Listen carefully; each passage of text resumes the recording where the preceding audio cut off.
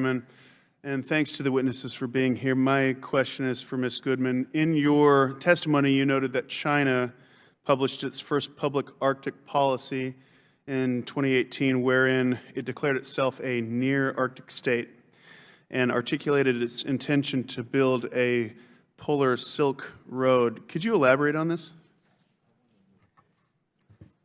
Yes, Congressman. In 2018, China did release its first Arctic policy. It's been expanding its capabilities to operate throughout the Arctic, declaring itself a near Arctic stakeholder, looking to shorten its shipping times from China into Europe by transiting across the Northern Sea Route, increasing its ice-capable vessels and ability to operate in the Arctic, increasing its extent of research and development across the region, and also increasing its foreign direct investment with other Arctic nations, in particular Greenland and Iceland. Thank you. This question is for anybody who'd like to address it. There are many countries around the world, of course, that are extremely underdeveloped. I've spent a large part of my adult life working in a few of these countries. Does limiting the use of certain energy resources around the world make it harder for these underdeveloped countries to grow their economies and to play a role in their regions or in the world?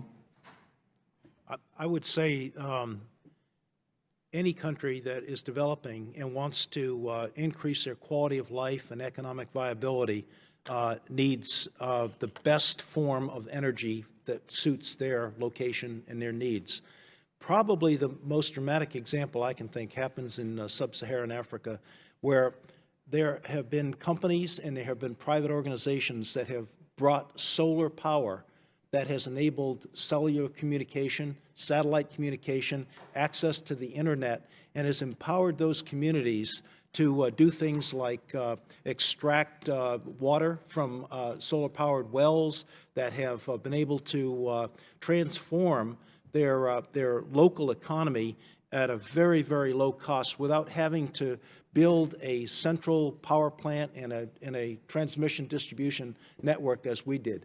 This is similar in many ways to what happened after the Cold War, when Eastern Europe did not have to create telephone poles and wires to have a modern telecommunication. They were able to go wireless because the technology was available and it was affordable and it was able to be deployed very rapidly. I think that same way of going about things is true for these developing leapfrogging technology. Leapfrog, exactly. Trying to maximize the benefits and minimize the costs, the economic costs and the environmental costs to deploying energy to developing countries. Great. Thank you, Admiral. That's it, Mr. Chairman. I yield my time. Thank you. Thank you very much, Mr. Connolly. Thank you.